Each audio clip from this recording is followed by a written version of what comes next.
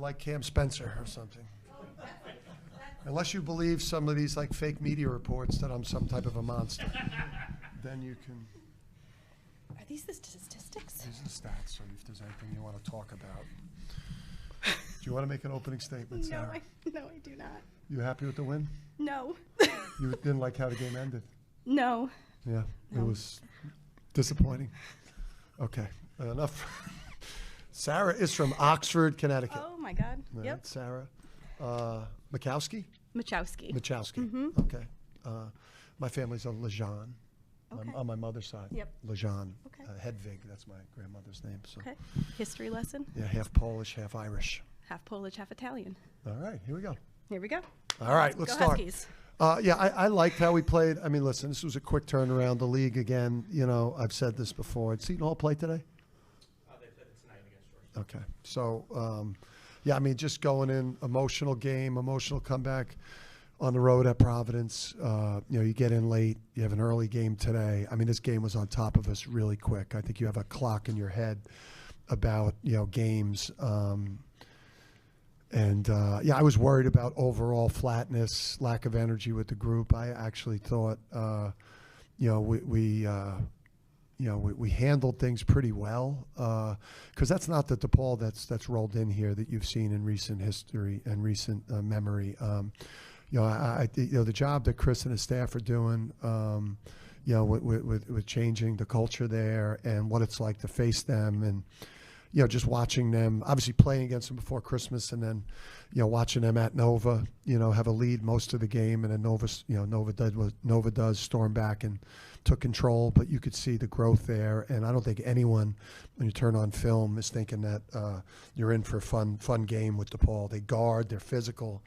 They were really physical in the game. I mean, that day was probably good preparation for Tuesday. So just how much physicality with us trying to move out there. So, yeah, we guarded, I thought, at a high level in the first half, and then just, you know, obviously it's a game we could have won by 20, 25. I don't, you know, for me at the end of the game with 4.5 minutes to go and you're up 23, I was tight with the rotation at Providence, you know, so I kind of, you know, I buried the bench guys there, and I wanted to play them more tonight. So it felt like a good time to play them.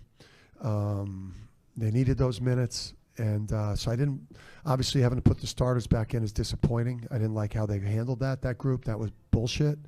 And then I also don't care about the net, and I don't care about any of that stuff. I mean, for me, up 23 with 4 to go in the game, I really don't want Taris Reed to re-injure his high ankle. I don't want Silas Demery to re-injure his calf. I don't want Alex Caravan to get hurt at that point. And I thought the bench would be able to at least hold the lead, but credit to Paul.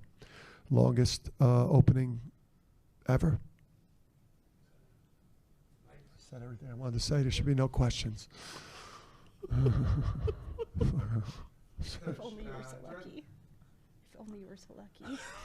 Yes. Throughout the season, you mentioned the ceiling for UConn Providence being top 10, top 5. Obviously, good performances in the last 2 games, but in terms of efficiency, they haven't been to that ceiling just yet. Yeah. What's the next step moving forward for your guys' offense to get to that level? Yeah, I think you're seeing it go up. You know, I think you're seeing it go up as Silas is getting more comfortable. I think as you know, as we had 14 turnovers again tonight, that has hurt us. There's all these different things that go into your offensive efficiency that don't actually have anything to do with your, like, you know, like what you're doing in the half court in terms of like scoring off of, you know, something you're running. We don't offensive rebound the way that we need to. We turn the ball over at a rate that is way too high. You know, we're not getting out in transition enough. When we're in transition, we're not as efficient as we need to be. You know, we also, I think as Solo's a high volume 3-point shooter. I think he's going to catch fire here. He's been dealing with the left wrist. He didn't fall on the floor today, and I thought his second half would be something that'll get him going. But I think what we tried to do, because our defense sucked so bad last year, was we really tried to focus on shoring that end of the court up And I do think that there's a lot of room for growth. I think we're leaving points on the table. I mean, we easily could have shot 56%, 57% from the field today. We missed bunnies. I thought we missed open threes. But credit to Paul. Those guys play hard, man.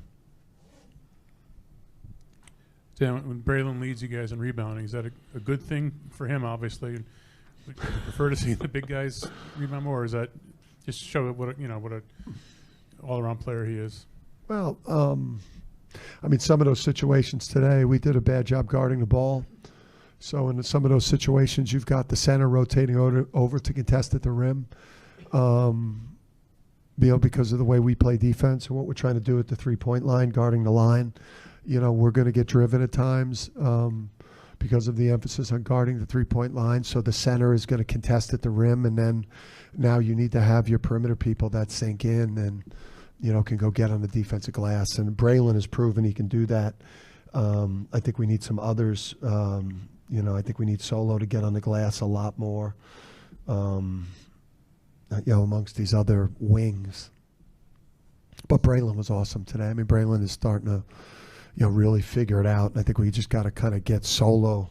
Just got to get Solo going right now. We get Solo going and get this bench alive again. I think we'll be rolling. So I've heard you elaborate a couple times a little bit about Solo today. I was wondering if you could emphasize what you really noticed from him in the first half versus the second half, because he didn't even log a shot attempt in the first half, and then he gave you guys a little bit of a flurry in the second half. So I was wondering if you could elaborate on that.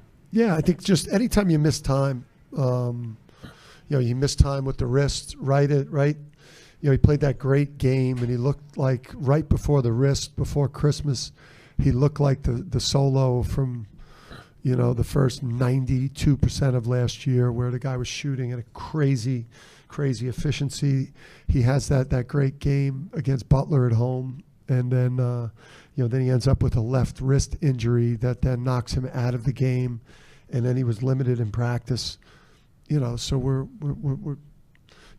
trying to get him back into the flow. The thing with all of our players is we've got a lot of what these guys have got to be able to do on our offensively is just be efficient. No one on the team is going to take, you're not going to get 16, 17, 18 shots to find the rhythm. We've got too many weapons on offense. So, these guys have got to just figure out a way to be efficient. Some nights it's not going to be your night. The balls, the way the other team scouts, who they're going to put their best perimeter defender on. The defense is going to dictate where the ball goes on a given night. But when you look at shot distribution for the team, it's like 6, 10, 7, 5, 10, 18.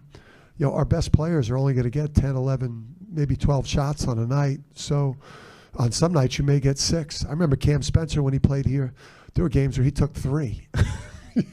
But so on nights like that, when you play on such a talented team, you got to do other things. You got to guard, you got to rebound, you got to play make.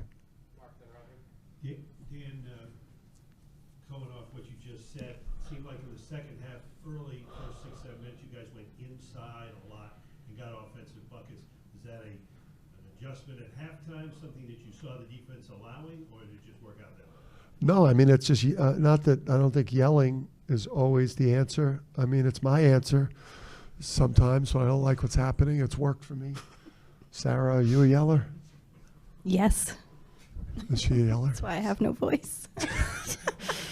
So anyway, it's just we have a lot.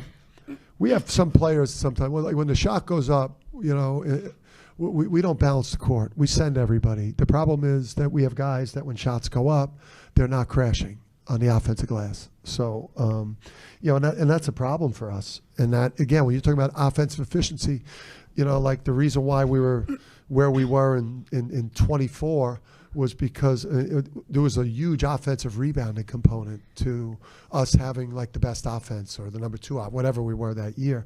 This team is not shown that dog, that wolf mentality when shots go up, that they're going to crash the glass. I mean, Cam Spencer was an excellent offensive rebounder. Steph Castle was an excellent offensive rebounder. Tristan Newton was an excellent offensive rebounder on the perimeter. Forget AK and Donovan. So our perimeter people are not offensive rebounding as well as they should, and neither is Taris. Dan, there's been a lot of talk about the depth being the strength of your team this year.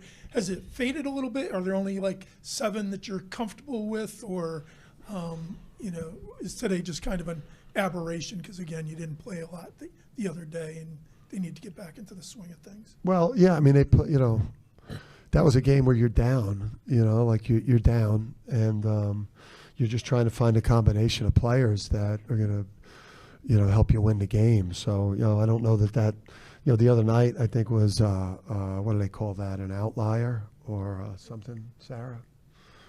What's another word? Anomaly. Good job, Bobby.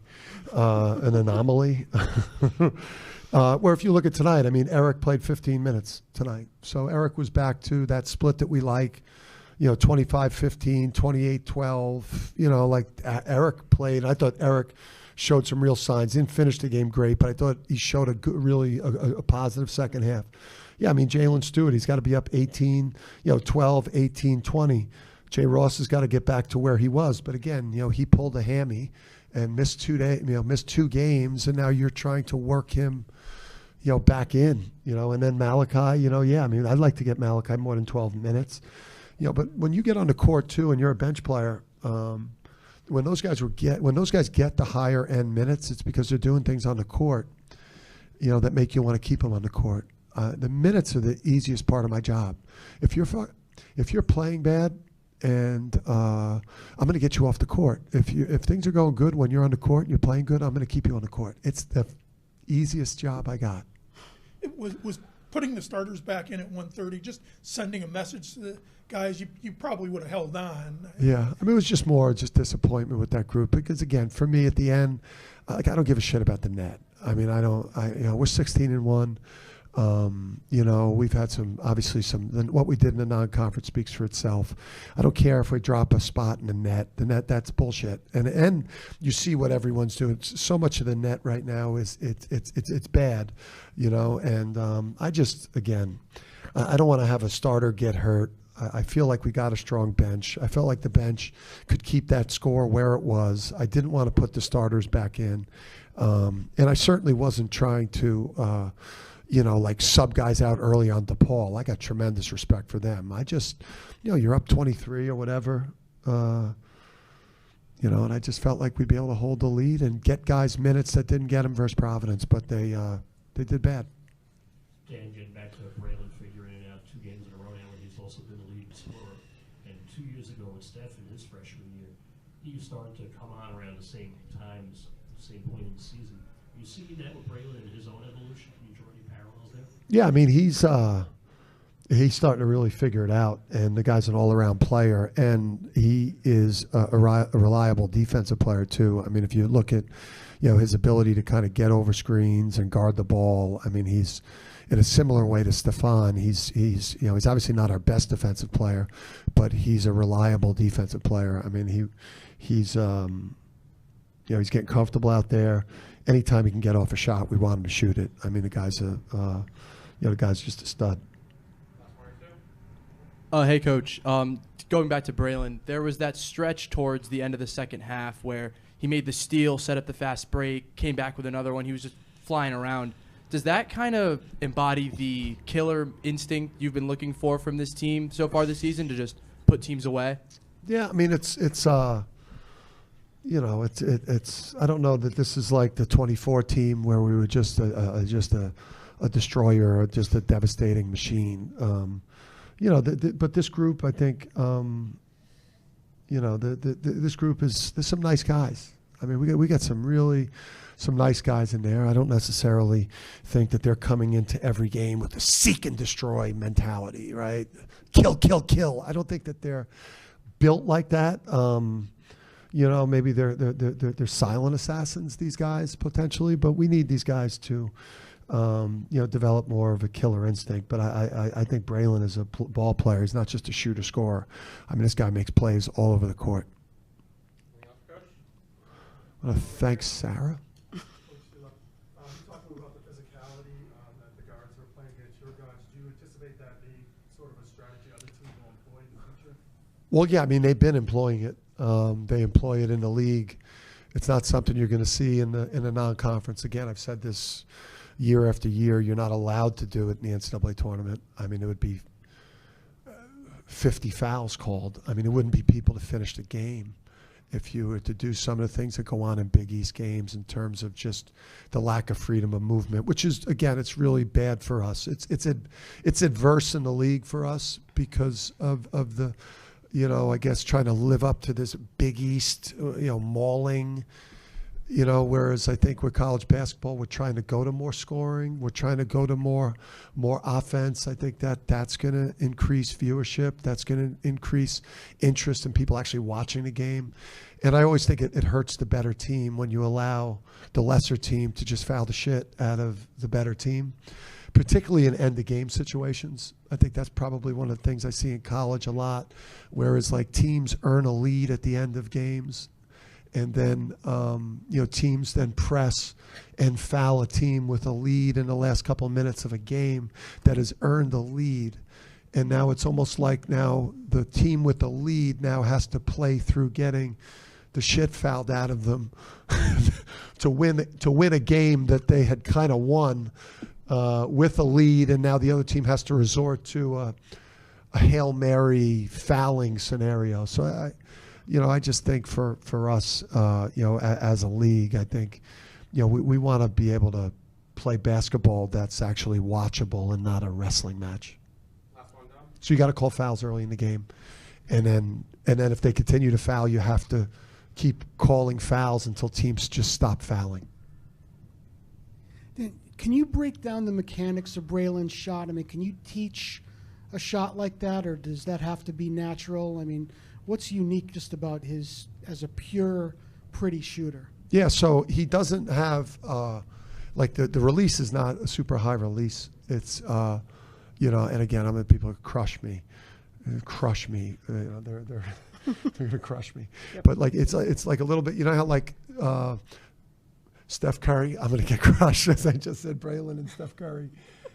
That's okay. Sarah, it's okay, okay. right? Sarah, I can say okay. it because you're talking about mechanics. I'm not talking about like career and. I'm just saying like he has a lower release and it's high, but he gets it off so quick. Like he is able to get his footwork and his body turned, and from when the ball touches his hand until when he gets the release off, it's so quick that he's able to make up for not having as high a release point. He had sideways today. He had one like sideways. Well, I think we may be hiring a shooting coach in the off season. Like so Sarah, what he was. Do you have any experience coaching? Not basketball. All right, so I don't know if the state will allow me to hire Sarah to come in and work with the. Back to Dom, but Dom, he has it's a unique release point. Every time he shoots it, though, you think it's going in. I mean, that's always been my judgment for who are great shooters. You know, like anytime Cam Spencer shoots the ball, I think it's going in. Anytime Hawk shot the ball, I thought it was going in. Anytime Alex Carabin shoots the ball, I think it's going in. You don't feel that way about every guy that shoots. Thank you. And Sarah? Yes. Thank you. I Thank love you. that. All right. It was a good thing. I was saying that as a good thing. Okay. Like, but he was sideways. Can we get a picture? Good luck to Thanks, you. Coach.